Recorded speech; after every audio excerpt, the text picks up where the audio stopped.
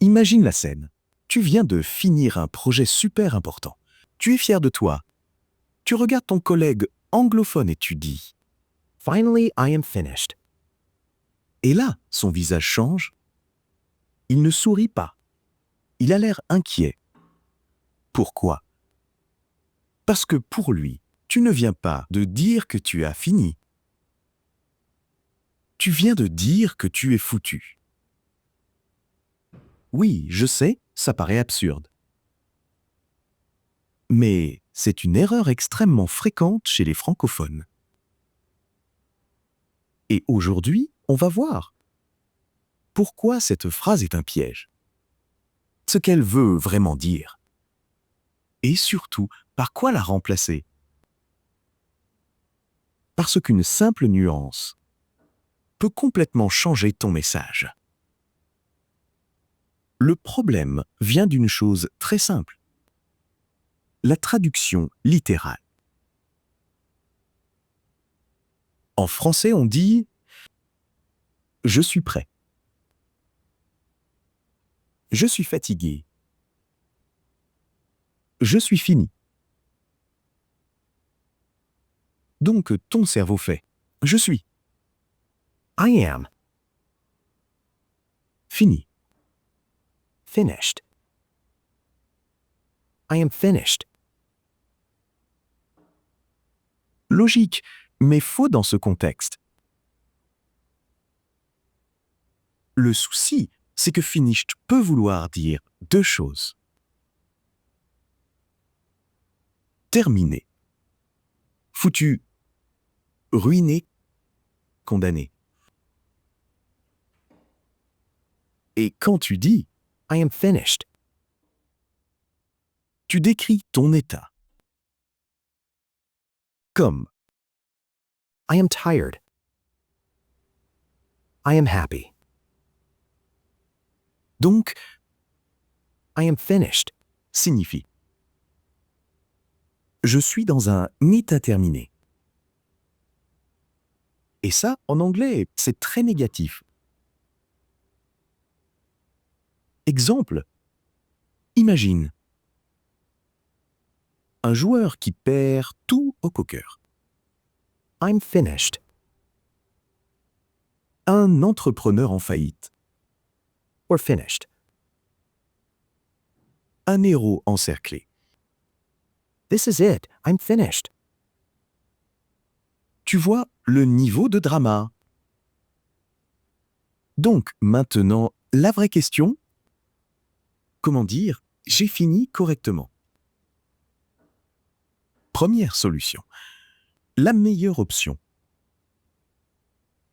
I have finished. Pourquoi? Parce que là, tu parles d'une action. I have finished my report. J'ai fini mon rapport. Zéro ambiguïté, zéro malaise. Exemple. Au lieu de dire I am finished with the presentation. dis I finished the presentation. au restaurant. Au lieu de dire I am finished. dis I finished. Thank you. à la maison. Au lieu de dire I am finished the dishes. dis I finished the dishes. retiens ça. Si tu hésites, utilise toujours. I finished. Deuxième solution. La version naturelle. I'm done. C'est la phrase que les natifs utilisent. Exemple. I'm done with my homework. I'm done cooking. I'm almost done. Tu te dis peut-être, mais attends, c'est I am, non? Oui, mais ici, c'est une expression idiomatique. To be done signifie avoir terminé. Et ça ne pose aucun problème. Nuance importante I'm done. peut aussi vouloir dire j'en ai marre. Exemple, That's it. I'm done. mais encore une fois, le contexte fait tout. Dis-moi en commentaire, quelle phrase en anglais t'a déjà mis dans une situation gênante? Je lis tous les commentaires. Troisième solution, la version professionnelle. I have completed. Plus formelle. Parfait pour le travail. Exemple, I have completed the report. The task has been completed. I have successfully completed the course. différence rapide. I'm done. Informel. I finished. Standard. I have completed. Professionnel. Donc, on résume.